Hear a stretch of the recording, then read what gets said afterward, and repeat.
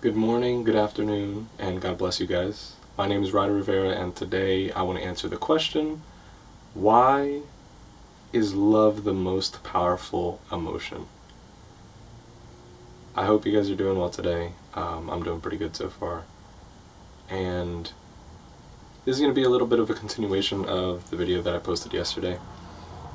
And maybe even a continuation of a start, I would even say not even a continuation, but a start of a series of videos just introducing topics that I find interesting, or even topics that you may find interesting, which of course you could let me know down in the comment section, and really just opening up a spot for discussion about these things.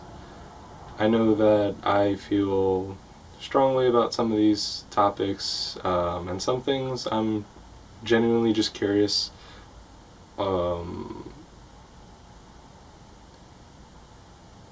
about, and I want to learn more about it, not only just through my own research and through my own experiences and such, but also from what you guys have to say and what you guys think as well. So if you have any thoughts about anything that I say in this video, definitely just put it down in the comments, and I'm thinking maybe at some point in the next video that I post, or even the videos that I post after that I'll get around to answering them. So getting back to the initial question, why is love the most powerful emotion? In all honesty, I believe that love has to be the most powerful emotion. And you may even think that something like hate, is the most strength, the most powerful thing that we could possibly feel. Frustration or disgust or sadness or even levels of depression might be the most powerful.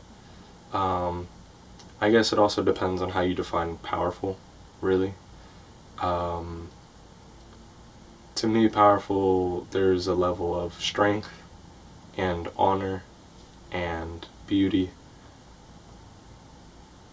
that comes with love. There really is a beautiful nature to love, and as much as I think on the opposite side of the spectrum something like hatred can be strong and powerful as well, it works in the opposite direction of love. It works to break things apart, it works to destroy things, and it works to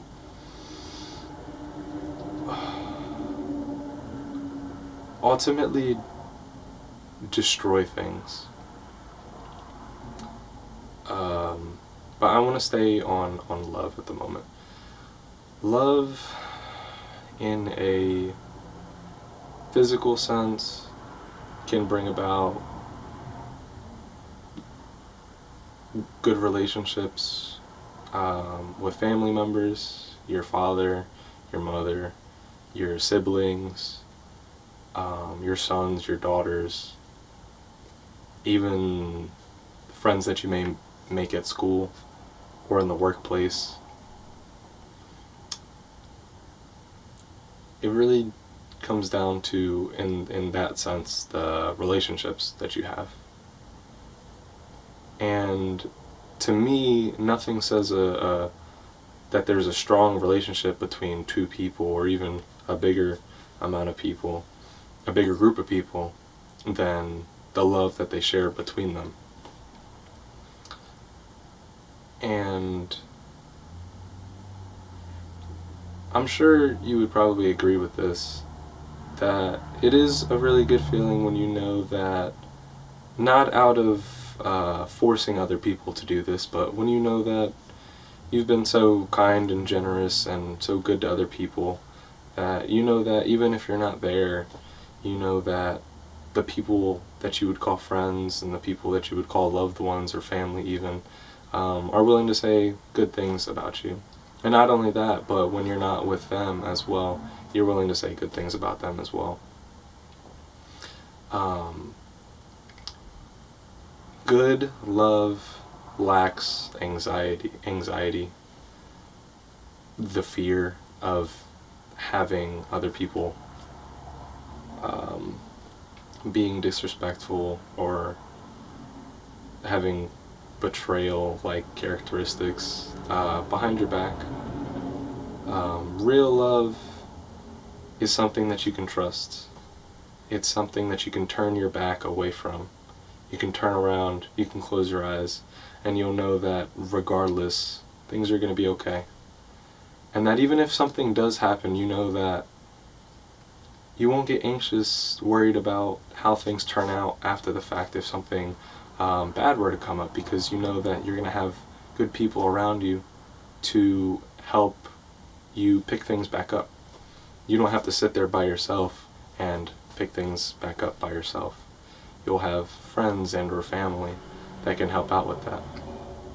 And I think that's a key thing with love and building good relationships, because when you think about the world that we have around us today, there's a lot of opportunity for things to go wrong.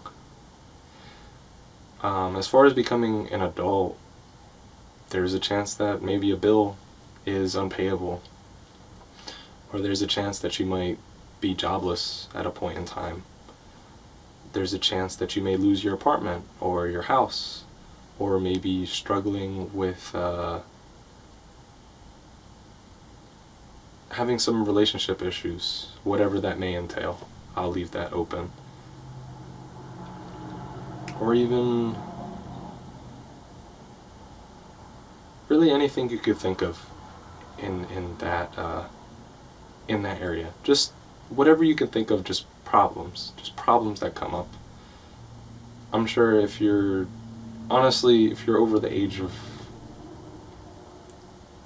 actually it doesn't even matter what age you're at. Everybody runs into problems in life. Things that you may be in control of and some things that may be completely out of your control. However, I hope that there is like a spark of love and a spark of light that is somewhere in your life, maybe between someone you know or someone that you've seen before, maybe even online, where it feels like hope is generated in you.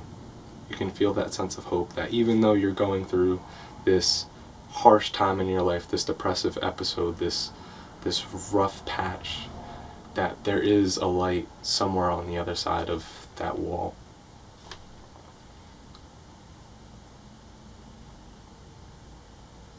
And I believe that it's only through love that you can make it through things like that.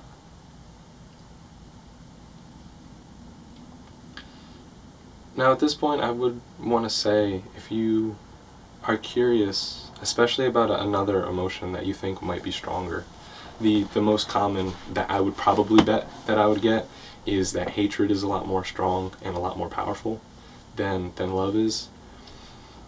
My question to you would be, what motivates someone to hate? What motivates someone to be angry and to be frustrated? You might say, I don't need to be motivated to be angry or upset. To that I would say, okay, then why are you so frustrated that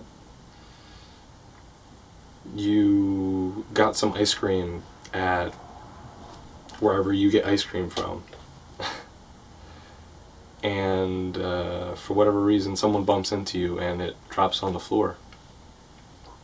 Why would your natural reaction to be very frustrated and so very upset that it dropped on the floor? I mean, maybe a natural reaction could be to be upset and maybe even to be petty and get all up in arms and, I just wanted my ice cream. And maybe even to go attack this person, you know? I would hope that you'd imagine in this, simple example that this, that's a little bit much of a reaction to something as small as something like that. However, I bring up the example because, to be honest, I'm sure not even just myself, but you included, can see how we get frustrated with even the smallest of things, really. So I bring it back to what I was saying earlier about being what motivates you to feel that hatred. You had, this is going to sound a little bizarre, but you had a connection with that ice cream. You were hungry, or maybe you were just looking forward to it, like a little sweet dessert. And you were just looking forward to it, you were anticipating it, you wanted it. There was a connection there, a relationship. You wanted that thing. Someone bumped into you, you dropped it on the floor. I would hope you just get a new one. You say it's all good, don't worry about it. I can just buy a new one. Especially if you're still next to the place, you know? But I would hope something like that doesn't bother you in such a manner where, like I said, you get so frustrated and up in arms that you may take it out on somebody else, and it just ruins your day, perhaps. I mean, think about it. It's just ice cream.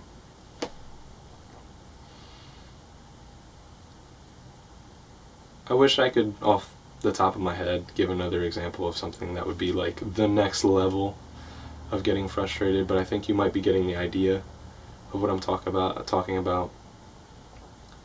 I want to circle back, of course, to, I believe it was what motivates you to be upset, or what motivates you to feel hatred. I would argue that it's your love and connection and want of things. I would even argue that there is a difference between really loving something and really lusting after something, because there is a big difference between them.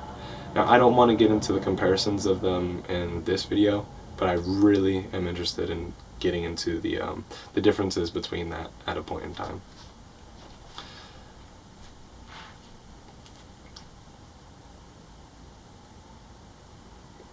That being said, though, why is love the most powerful emotion? In simple terms, it's something that truly does dictate every waking moment of your entire life. And I think that if you don't understand that, or you may find yourself in a little bit of a depressive state, maybe it's because you've lacked love, and you may have been missing out on love, and you haven't built up something that resembles true love. I'm not trying to go into the way of, I'm not trying to make the example of going after like a romantic kind of love, because that's not what I'm talking about. I think that romance is a really good expression of love. However, it's not the love that I'm talking about. That's more of the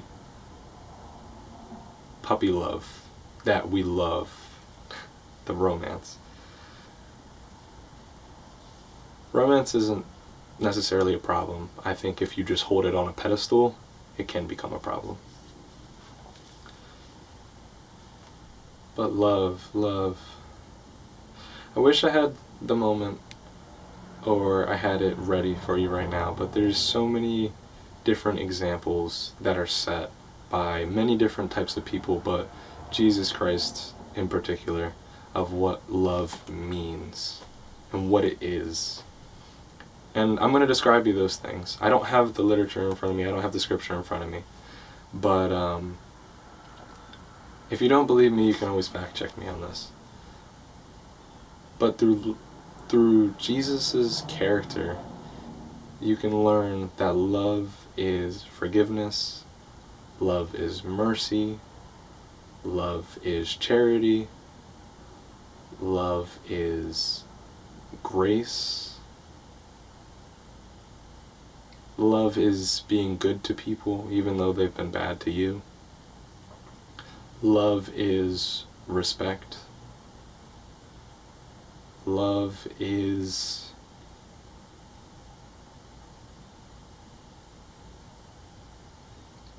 Love is building. If you understand that evil is destroying and destructive, love is building. Love is creating anew, creating something better.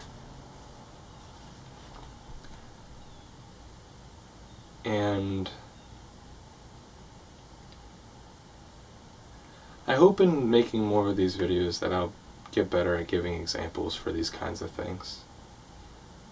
But for the moment, I know for a fact, and I can feel it in my spirit and in truth, that love is truly the most important thing in our life today. Without love, I would arguably say, what is the point? Without love, I would be curious as to what you think would be the right reason to do really anything. Loving people and serving other people is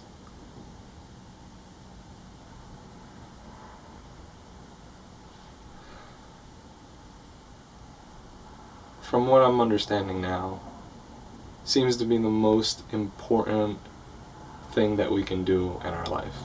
Loving people and serving people. Truly. I don't know how long I've been going for. And what I mean by serving people, I mean that when you have more of an emphasis on being good to people for the sake of being good to people, and you detach from this ideology that everything has to be transactional between human beings, like, I shouldn't be good to somebody because they haven't been good to me, or I shouldn't talk to somebody because they haven't talked to me, I shouldn't listen to somebody because they haven't listened to me. Transactional. Instead, especially if you depart from money as well, if you are just good to people for the sake of being good to people, you'll start to understand how beautiful love can be. I don't know if you've ever heard the example, or I can't even remember where I heard this from, but even just smiling at somebody, like you go out to a store, the cashier, even just smiling at somebody can make their day. Somebody that just looks like they're having a rough day, even just giving them one of these, just, wow, that could have been a real smile, fake smile, whatever you want to call it. However, if being genuine, my point isn't to be fake, but genuinely smiling at somebody, or even just saying, hey, how are you doing today? It could change their day. It really could. And before you pass on this thought, I want to say to you, think about any time that you've been having a rough day, and there was somebody that you knew or did not know that really just had a vibrance to them, a light to them. And they asked you, how are you doing? And your day just changed from that moment forward. That's the point that I'm trying to make. Love there created from something that you were in a dark spot, and it turned something into a greater thing, a light thing, a brighter thing. It wasn't transactional. It was, I'm just going to show you some love just by having a conversation with you. I'm just going to say what's up. I'm going to say, hey, how are you doing? You look like you're having a rough day. I hope everything is doing well. Genuine. I challenge you to just give it a shot, just to see what it looks like and just to see what it feels like. Because when you show and introduce love and give out love, and it's not transactional, that's when you can really see the beauty and the greatness that is love.